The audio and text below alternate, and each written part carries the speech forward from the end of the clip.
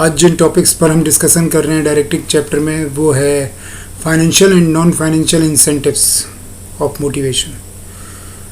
Motivation, financial incentives, motivation, non financial incentives.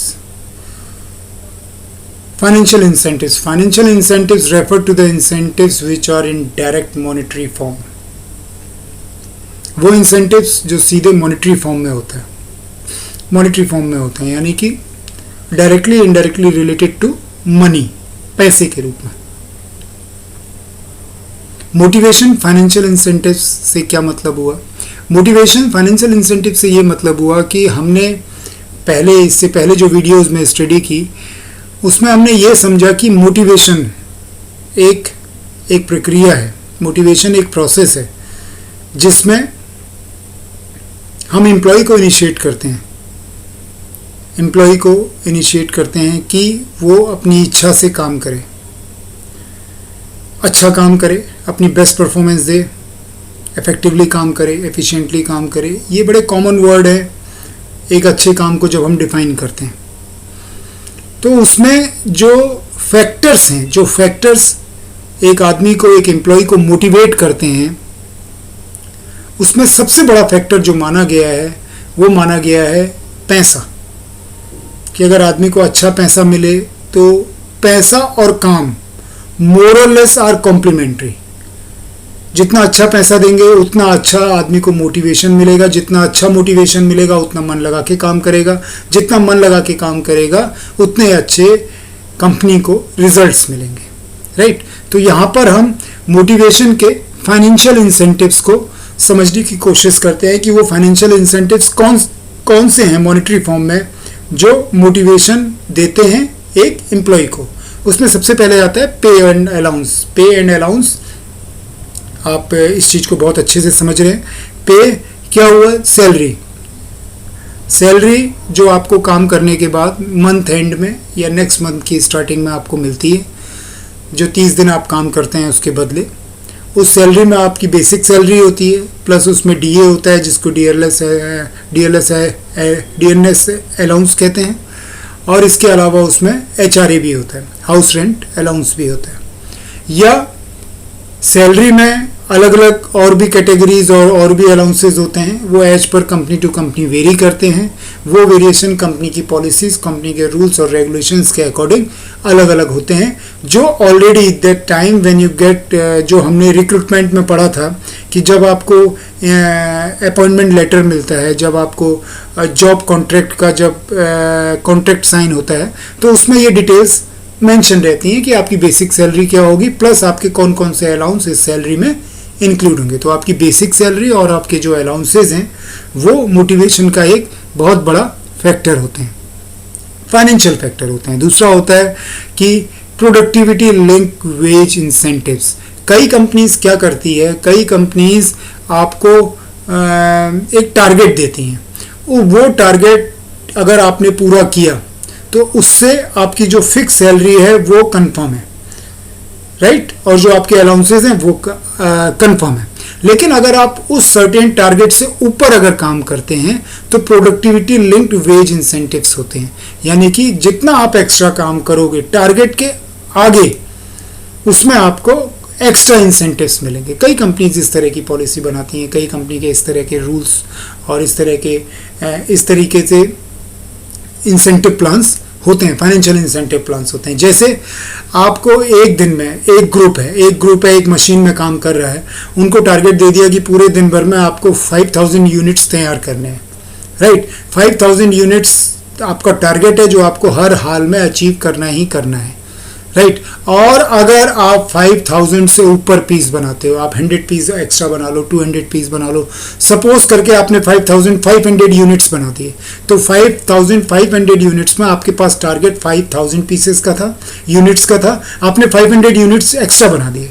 तो उसमें क्या हुआ कि आपको जो एक्स्ट्रा 500 यूनिट्स बने हैं उसका एक एक्स्ट्रा इंसेंटिव मिलेगा, एक्स्ट्रा पैसा मिलेगा जो आपके ग्रुप में बांट दिया जाएगा, राइट। तो ये क्या होता है, ये मोटिवेशन का एक बहुत बड़ा फैक्टर के रूप में काम करता है। कैसे काम करता है कि एक एम्प्लॉय के अंदर ये इच्छा आती है, खुद अपने मन से ये इच्छा आती है, यार मैं ज़्यादा काम करूँ, ज़्यादा आउटपुट दूँ, ज़्यादा आउटपुट दूंगा तो मेरे को ज़्यादा पैसा मिलेगा, मेरे रिजल्ट ज़्यादा अच्छे होंगे, टारगेट से आगे मैं अगर जाऊँगा तो ज़्यादा पैसा कमा पाऊँगा। तो ये क्या बनता है, ये फाइनेंशियल जो इंसेंटिव है ये आदमी को और ज़्यादा काम करने के लिए प्रेरित करता है, मोटिवेट करता है, राइट। बोनस क्या होती है, बोनस वो पैसा होता है जनरली जो कंपनीज हमारे इंडियन कल्चर में साल में 1 या 2 बार देती हैं, जो आपके सैलरी और अलाउंसेस के अलावा होता है, राइट। बोनस जो होता है वो डिपेंड करता है, हर कंपनी का अलग अलग पॉलिसीज हैं, उस पॉलिसीज़ के अकॉर्डिंग कुछ लोग जो सैलरी दे रहे हैं उसके अलावा वो सैलरी का 30 डेज सैलरी एक्स्ट्रा दे देते हैं, कुछ लोग 40 डेज की सैलरी एक्स्ट्रा दे देते हैं। हर किसी का मेजरिंग स्केल बोनस का अलग होता है और अलग अलग परसेंट के हिसाब से, अलग अलग परसेंटेज के हिसाब से कंपनी टू कंपनी की अपनी पॉलिसीज़ होती हैं, वो बोनस डिक्लेयर करती हैं। यानी कि सैलरी के अलावा जो एक्स्ट्रा पैसा मिलता है आपको साल में 1 बार या 2 बार, उसको हम बोनस कहते हैं, राइट। इसके अलावा आपका आ गया प्रॉफिट शेयरिंग। प्रॉफिट शेयरिंग में भी कई कंपनीज ऐसी होती हैं जो आपको प्रॉफिट शेयरिंग में एक हिस्सा देती हैं। यानी कि कंपनी ने अपने कुछ टारगेट्स बना लिए कि भाई इतने यूनिट्स पर डे बन रहे हैं, इतने यूनिट्स में महीने में इतने यूनिट्स टोटल बनेंगे। मान लीजिए किसी एक चीज़ के आप पर डे 100 यूनिट्स बना रहे हैं, तो 30 दिन में आपने कितने बनाए, तो 30 दिन में आपने बनाए 3000 यूनिट्स। आपने 3000 यूनिट्स बना लिए, तो 3000 यूनिट्स में भाई कंपनी के ओवरहेड एक्सपेंसेस निकल जाते हैं, कंपनी का जेन्युइन प्रॉफिट कंपनी को मिल जाता है, ठीक है। आपकी सैलरी, आपके इंसेंटिव्स वगैरह आपको मिल जाते हैं। लेकिन अगर 3000 से ऊपर के यूनिट्स बनते हैं और कंपनी उसको सेल करती है, तो उसमें जो कंपनी को एक्स्ट्रा प्रॉफिट होता है वो प्रॉफिट शेयर करती है अपने एम्प्लॉयज़ के साथ। कई कंपनीज अपने प्रॉफिट्स को शेयर करती है, और ये प्रॉफिट शेयरिंग की हैबिट एक इंडस्ट्री है आपकी जिसको डायरेक्ट सेलिंग इंडस्ट्री कहते हैं, जहाँ पे प्रोडक्ट डायरेक्ट सेलिंग होती है, या जिसको हम कहते हैं दूसरे शब्दों में कुछ लोग डायरेक्ट सेलिंग को वो भी कहते हैं, आपका मल्टी लेवल मार्केटिंग भी कहते हैं, नेटवर्क मार्केटिंग भी कहते हैं। तो ये एक इंडस्ट्री है जिसका पूरा इंसेंटिव जो स्ट्रक्चर है वो प्रॉफिट शेयरिंग पर ही बेस्ड होता है, राइट। ये तो मैंने एक ऐसी इंडस्ट्री का सेगमेंट बताया कि जिसके सारे इंसेंटिव्स प्रॉफिट शेयरिंग होते हैं। बाकी और कंपनीज भी हैं, और लाइन की कंपनीज भी हैं, और इंडस्ट्रीज भी हैं जो अपनी प्रॉफिट शेयरिंग में विश्वास रखती हैं कि अगर हम एक्स्ट्रा पैसा कमाएंगे तो एक्स्ट्रा पैसा का कुछ हिस्सा हम अपने एम्प्लॉयज़ में बांटेंगे। वो अलग अलग इंसेंटिव्स, अलग अलग अलाउंसेस के रूप में हो सकते हैं, या अलग अलग और प्लान्स के रूप में हो सकते हैं, राइट। को पार्टनरशिप एंड स्टॉक ऑप्शन। को पार्टनरशिप एंड स्टॉक ऑप्शन में क्या होता है कि कंपनी अपने जो शेयर है, अपने जो शेयर्स हैं, इक्विटी शेयर्स जो हैं, वो आपको ऑफर करती है, आपको देती है।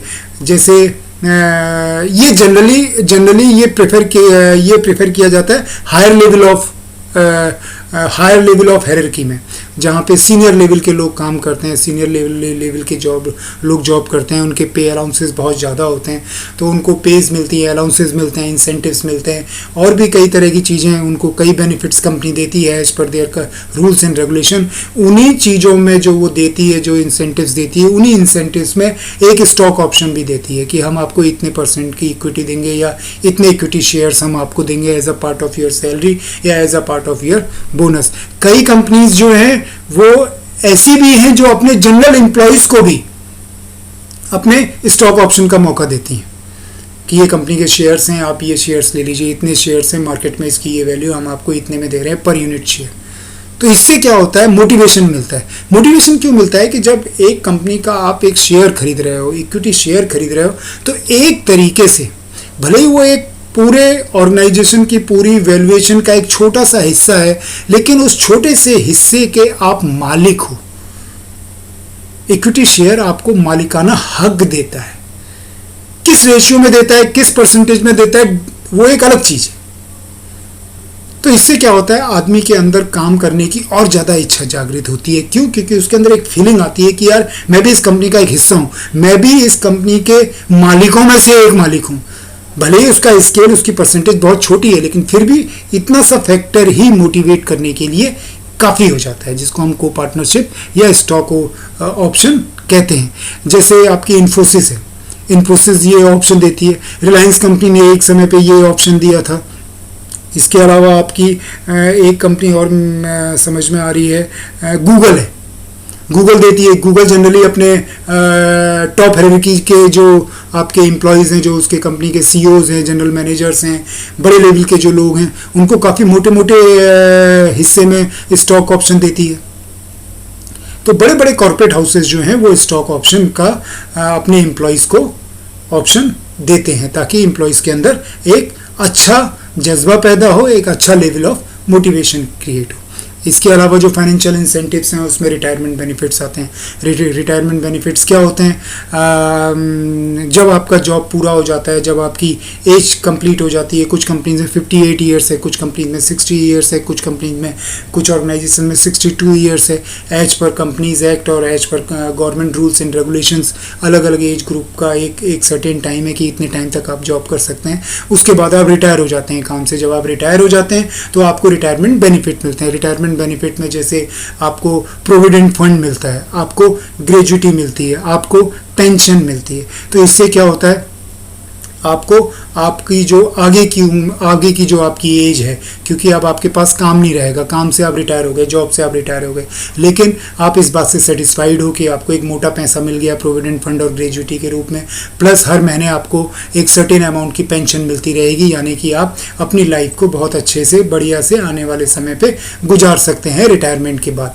ये मोटिवेशन जब एक एम्प्लॉय को ऑन द जॉब रहता है, ये सेटिस्फैक्शन जब एक एम्प्लॉय को जॉब के समय रहता है कि कल की तारीख में जब मैं रिटायर भी हो जाऊंगा तब भी कोई प्रॉब्लम नहीं है, मुझे एक अच्छा प्रोविडेंट फंड मिलेगा, एक अच्छी ग्रेजुटी मिलेगी और साथ में मुझे पेंशन्स मिलेंगी, तो ये भी एक मोटिवेशन का काम करती है। क्यों? क्योंकि आदमी के अंदर लेवल ऑफ सेटिस्फैक्शन है। जब लेवल ऑफ सेटिस्फैक्शन होगा तो वो टेंशन फ्री होगा। टेंशन फ्री होगा तो अपना सारा कंसंट्रेशन, अपनी सारी स्किल, अपनी सारी एक्सपर्टाइज, अपना सारा दिमाग वो अपने काम पर लगाएगा टेंशन फ्री होके। तो उसका अल्टीमेट रिजल्ट कहीं ना कहीं आपको उसके आउटपुट में, उसकी प्रोडक्टिविटी में नज़र आएगा। इसके अलावा फाइनेंशियल इंसेंटिव्स में एक आता है परक्विस्ट्री। ये जो होते हैं ये एक तरह के अलाउंसेस टाइप के होते हैं, जैसे सैलरी हो गई, आपके वेजेस हो गए, बोनस हो गई, profit sharing, stock option, retirement benefits, ये सब हमने बोल दिए। इसके अलावा कुछ कंपनीज कुछ एक्स्ट्रा अलाउंसेस भी देती हैं, वो मॉनेटरी बेनिफिट के रूप में देती हैं। जैसे कुछ कंपनीज कार अलाउंस देती है। आप जो कार चला रहे हैं, जो आपके ट्रैवलिंग में खर्चा आ रहा है, आप घर से ऑफिस आ रहे हैं, ऑफिस से घर जा रहे हैं, उसमें जो ट्रैवलिंग में कार का जो खर्चा आ रहा है, उसका जो भी पेट्रोल अलाउंस है वो हम देंगे। कार की जो भी आप 3 महीने 4 महीने में जो मेंटेनेंस और सर्विसिंग कराते हैं, उसका मेंटेनेंस का खर्चा हम देंगे, उसको कहते हैं कार अलाउंस देते हैं। कुछ लोग एजुकेशन अलाउंस देते हैं। एजुकेशन अलाउंस का मतलब आपके बच्चे जो पढ़ाई लिखाई कर रहे हैं, जो पढ़ाई लिखाई में उनका खर्चा आ रहा है, उनकी फ़ीस है, उनकी कॉपीज़, उनकी बुक्स और उससे पढ़ाई से रिलेटेड जो भी खर्चे हैं, उन खर्चों को कंपनी बियर करती है। आप फीस के बिल्स वगैरह सबमिट कीजिए, वो रिम्बर्स हो जाते हैं। तो आपका कार हो गया, ये हाउस फंड मिलता है कई कंपनीज में कि आप घर खरीद लीजिए, हम आपको पैसा देते हैं बहुत ही मिनिमम रेट ऑफ इंटरेस्ट पे, तो वो मिलता है, वो अलाउंस मिलता है। तो ये सारे के सारे जो हैं, ये सब के सब फाइनेंशियल इंसेंटिव्स हैं जो मोटिवेशन में एक बहुत बड़ा रोल प्ले करते हैं। क्यों? क्योंकि पैसा आदमी की परचेजिंग पावर को बढ़ाता है। परचेजिंग पावर मतलब आप अपनी नीड, अपनी इच्छाओं को, अपनी ज़रूरतों को खरीद सकते हैं पैसे से। तो ये आपको सेटिस्फैक्शन, एक मोटिवेशन पैदा करता है, आपको प्रेरित करता है काम करने के लिए, अच्छा काम करने के लिए और ज़्यादा काम करने के लिए। नेक्स्ट आता है मोटिवेशन नॉन फाइनेंशियल इंसेंटिव्स। कुछ ऐसे इंसेंटिव्स भी होते हैं जो नॉट इन टर्म्स ऑफ पैसा, not in terms of monetary finance के रूप में नहीं होते, नॉन फाइनेंशियल होते हैं। उसमें पैसा इन्वॉल्व नहीं होता है, लेकिन वो भी आपको मोटिवेट करते हैं एक ऑर्गेनाइजेशन में, आपको प्रेरित करते हैं काम करने के लिए। उनको हम क्या कहते हैं? नॉन फाइनेंशियल इंसेंटिव, जिसमें डायरेक्ट पैसा इन्वॉल्व नहीं है, इनडायरेक्ट रूप में है बट डायरेक्ट पैसा और नहीं आ रहा है। उसके अलावा कुछ नॉन फाइनेंशियल इंसेंटिव्स आपको दिए जा रहे हैं जो एक तरह के आपको वो फैक्टर्स हैं जो साइकोलॉजिकल हैं, सोशल हैं, इमोशनल हैं। जैसा मेंशन किया, non financial incentives mainly focuses on psychological, social and emotional factors of motivation. ये वो फैक्टर्स हैं जो साइकोलॉजिकल है, सोशल और इमोशनल हैं, जो आपको मोटिवेट करते हैं, प्रेरित करते हैं ज़्यादा और अच्छा काम करने के लिए। उसमें एक है आपका स्टेटस।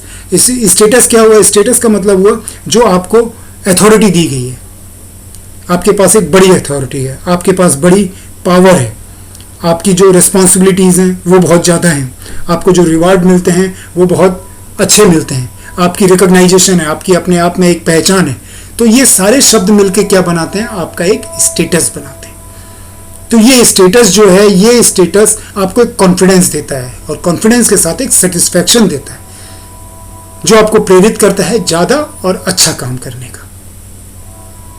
राइट। दूसरा आता है ऑर्गेनाइजेशनल क्लाइमेट। ऑर्गेनाइजेशनल क्लाइमेट अपने आप में एक बहुत ही अच्छा टॉपिक है, एक अच्छा टॉपिक है नॉन फाइनेंशियल इंसेंटिव के रूप में। ऑर्गेनाइजेशन की ओवरऑल जो क्लाइमेट है, जो इन्वायरमेंट है, अगर वो कोऑपरेटिव है, वहाँ सबऑर्डिनेट्स की बात सुनी जाती है, जहाँ सबऑर्डिनेट्स और हायरार्की में ऐसा नहीं है कि सिर्फ ऊपर वालों की बात सुनी जा रही है, नीचे वालों की बात नहीं सुनी जा रही, सबकी बात सुनी जा रही है। सबको अपने अपने लेवल पे अपनी अपनी हायरार्किकल पोजीशन के हिसाब से डिसीजन लेने की लिबर्टी मिली हुई है, अपने अपने हिसाब से लोगों को जिम्मेदारियाँ बांटी गई हैं, ऑटोनॉमी दी गई है, आपको अथॉरिटी दी गई है एज पर लेवल इन योर हायरार्की, आपको काम करने की छूट दे रखी है, आपको अपने टारगेट्स पता हैं, कम्युनिकेशन सिस्टम बहुत ही अच्छी तरीके से काम कर रहा है, 2 वे कम्युनिकेशन है, ऐसा नहीं ऊपर से नीचे सिर्फ ऑर्डर ही आते हैं, आप फीडबैक भी देते हैं, आपका फीडबैक भी उतना ही इम्पोर्टेंट है जितना इम्पोर्टेंट इंस्ट्रक्शंस हैं, यानी कि 2 वे कम्युनिकेशन है, बात ऊपर से नीचे भी आ रही है और बात नीचे से ऊपर भी जा रही। तो ये सब क्या है, ओवरऑल आपकी ऑर्गेनाइजेशन में एक बहुत ही अच्छा वो करते हैं, एक इन्वायरमेंट बनाते हैं, एक क्लाइमेट बनाते हैं। उससे क्या होता है कि एक अच्छे इन्वायरमेंट में लोग बहुत ही अच्छे मोटिवेशन के साथ काम कर पाते हैं, क्योंकि वो लोग आपस में मिलजुल के एक अच्छे माहौल में एक अच्छे मन, विचार और सेटिस्फाइड मेंटल स्टेटस के साथ काम करते हैं। कैरियर एडवांसमेंट अपॉर्चुनिटी, कंपनीज़ में जब कैरियर एडवांसमेंट अपॉर्चुनिटीज़ अवेलेबल होती हैं, यानी कि आप एक पोजीशन से दूसरी पोजीशन में पहुंचते हैं, आप सुपरवाइज़र हैं, सुपरवाइज़र से आपको आपके काम को देखते हुए, आपकी मेहनत को देखते हुए, आपके आउटपुट, आपके रिजल्ट्स, आपके अप्रेजल से आपको असिस्टेंट मैनेजर बनाया जाता है, फिर मैनेजर से असिस्टेंट मैनेजर से मैनेजर बनाया जाता है, मैनेजर से फिर आपको और सीनियर पोस्ट मिलती हैं और सीनियर पोस्ट मिलती हैं। तो उसमें क्या हो रहा है, आपके कैरियर का एडवांसमेंट हो रहा है, आप कैरियर में हायरार्की में ऊपर बढ़ रहे हैं, आपकी पावर्स बढ़ रही हैं, आपकी अथॉरिटी बढ़ रही है, आपकी रिस्पॉन्सिबिलिटीज़ बढ़ रही हैं, आपको और ज़्यादा काम सीखने का मौका मिल रहा है, आपके स्किल्स और ज़्यादा डेवलप हो रहे हैं, आपकी एक्सपर्टाइज और ज़्यादा इन्हेंस कर रही है, आपका जो एक्सपीरियंस है वो आपका और बढ़ता चला जा रहा है। तो ये सारी चीज़ें आपके कैरियर को ऊपर उठाती हैं। तो कैरियर एडवांसमेंट अपॉर्चुनिटी जो आपको एक ऑर्गेनाइजेशनल क्लाइमेट में मिलती है, वो भी मोटिवेशन का नॉन फाइनेंशियल इंसेंटिव के रूप में काम करती है और आपको बहुत ही अच्छे से, एक एम्प्लॉय को बहुत ही अच्छे से मोटिवेट करती है। जॉब इनरिचमेंट क्या हुआ, जॉब इनरिचमेंट का मतलब हुआ कि जब आप किसी भी काम को बहुत ही ज़्यादा मतलब वैरायटी के साथ आपको करने का मौका मिलता है, आप वैरायटी के साथ मतलब जॉब को आप और ज़्यादा रिच बना रहे हो और ज़्यादा इनरिच कर रहे हो। जब आपको ये छूट मिली हुई है कि आप वैरायटी के साथ काम कीजिए, अपने पूरे इनोवेशन स्किल्स डालिए, अपने पूरे आइडियाज़ उसमें झोंकिए, आपको उस काम को करने के लिए ज़्यादा ट्रेनिंग मिलती है, उस काम को करने के लिए ज़्यादा आपको नॉलेज दी जाती है, और साथ ही साथ ट्रेनिंग और नॉलेज देने का मतलब आपकी नॉलेज भी उस काम के साथ बढ़ती है और ज़्यादा आपको स्किल्स की ज़रूरत पड़ती है, वो स्किल्स आप में डेवलप होती हैं, वो स्किल आप डेवलप करते हैं। तो अल्टीमेटली आप क्या कर रहे हैं, जॉब को इनरिच कर रहे हैं, जॉब को आप और भी ज़्यादा क्वालिटी का बना रहे हैं। तो जब जॉब आपका क्वालिटी का बन जाता है, आपकी नौकरी और क्वालिटी, आपकी नौकरी में और ज़्यादा अच्छी क्वालिटी आ जाती है, तो वो भी आपको मोटिवेट करता है। क्यों? क्योंकि आपकी स्किल डेवलप हो रही है, आपकी जो नॉलेज है वो नॉलेज बढ़ रही है, आपका जो काम करने का तरीका है वो और ज़्यादा एडवांस हो रहा है।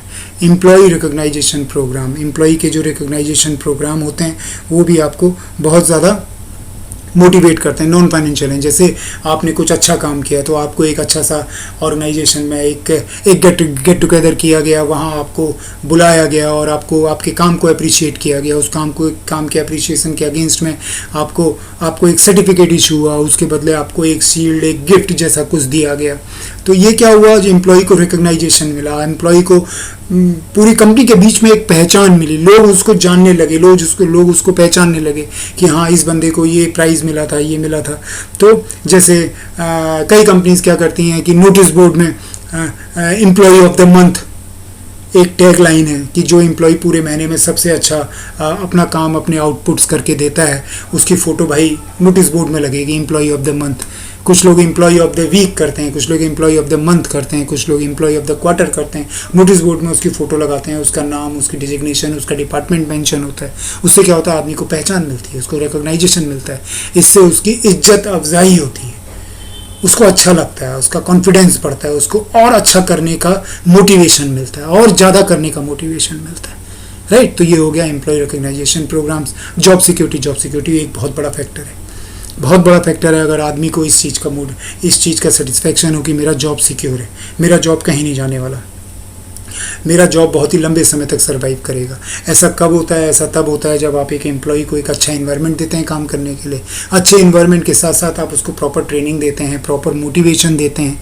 प्रॉपर ट्रेनिंग, प्रॉपर मोटिवेशन के साथ साथ प्रॉपर आप उसको स्किल्स प्रोवाइड कराते हैं, और साथ ही साथ कंपनी ग्रो कर रही होती है, कंपनी ग्रोथ स्टेज पर है, कंपनी बढ़ रही है, टारगेट्स बढ़ रहे हैं, ऑब्जेक्टिव और गोल्स उसके बढ़ रहे हैं, कंपनी में एक्सपेंशंस हो रहे हैं। तो इससे क्या होता है, आदमी को ये सेटिस्फेक्शन रहता है कि ये कंपनी अच्छी चल रही है और लॉन्ग रन तक सर्वाइव करेगी, लॉन्ग रन तक चलेगी। इसके साथ साथ मुझे ट्रेनिंग मिल रही है, मेरे अंदर की क्वालिटीज़ डेवलप हो रही है, मेरे अंदर एक्सपर्टाइज डेवलप हो रही है, मैं अपना आउटपुट कंपनी को डिवोट कर पा रहा हूँ, मैं अपने आप को कंपनी को कुछ दे पा रहा हूँ। तो इससे क्या होगा, एक जॉब सेटिस्फेक्शन मिलता है आदमी को कि हाँ मेरी नौकरी कहीं नहीं जाएगी।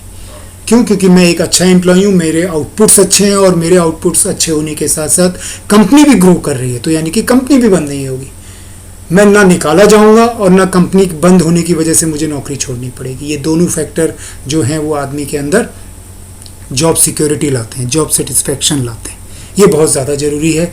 ये मोटिवेशन का एक नॉन फाइनेंशियल इंसेंटिव के रूप में काम करता है कि मेरा जॉब सिक्योर है, आदमी सेटिस्फाइड है, अच्छा इन्वायरमेंट है, वो खुद भी अपने आप को एनहांस कर रहा है, साथ ही साथ कंपनी भी ग्रो कर रही है, राइट। एम्प्लॉय पार्टिसिपेशन क्या है? ये भी एक मोटिवेशन का नॉन इंसेंटिव बहुत ही अच्छा मोटिवेशनल फैक्टर है कि आदमी को आप पार्टिसिपेट करते हो, आप सबऑर्डिनेट को पार्टिसिपेट कराते हो, आप सबऑर्डिनेट से ये चीज़ एक्सपेक्ट करते हो कि वो भी अपने डिसीजंस में शामिल हो।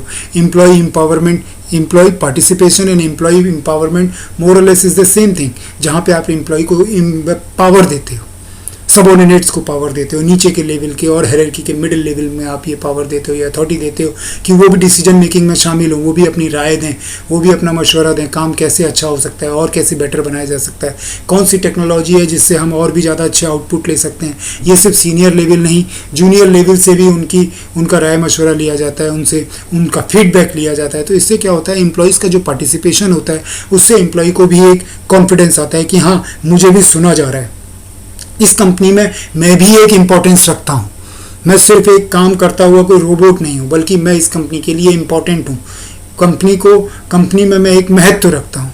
इसीलिए तो कंपनी मेरे से पूछ रही है कि भाई हमें ये करना है, आप बताओ आपको क्या लगता है, हमें ये करना चाहिए या नहीं करना चाहिए, ये स्टेप लेना चाहिए या नहीं लेना चाहिए, इस टेक्नोलॉजी पे जाना चाहिए या टेक्नोलॉजी पे नहीं जाना चाहिए, इस काम को हम इस तरीके से ना करके ऐसे करना चाहते हैं, आप बताइए आपकी राय क्या कहती है। तो इससे क्या होता है, आप एक एम्प्लॉय को पार्टिसिपेशन भी कराते हो, साथ ही साथ एम्प्लॉय के अंदर एक एम्पावरमेंट की फीलिंग भी लाते हो। तो ये भी मोटिवेशन का एक नॉन फाइनेंशियल इंसेंटिव के रूप में बहुत बड़ा फैक्टर होता है जो एम्प्लॉयज़ को मोटिवेट करता है ज़्यादा से ज़्यादा अच्छे से अच्छा काम करने के लिए। फिर से वही वर्ड यूज़ करूँगा, efficient, effective and productive, right. तो ये हो गया हमारा मोटिवेशन का नॉन फाइनेंशियल इंसेंटिव का टॉपिक कंप्लीट। आगे के टॉपिक हम आगे के वीडियो में डिस्कस करेंगे। ये वीडियो अगर आपको अच्छा लगा तो प्लीज़ इसको लाइक कीजिए, सब्सक्राइब ज़रूर कीजिए और शेयर कीजिए ताकि ज़्यादा से ज़्यादा लोगों तक ये इन्फॉर्मेशन पहुंच सके। आपका फीडबैक हमारे लिए बहुत इंपॉर्टेंट है। Keep writing to us. Have a nice time. Bye.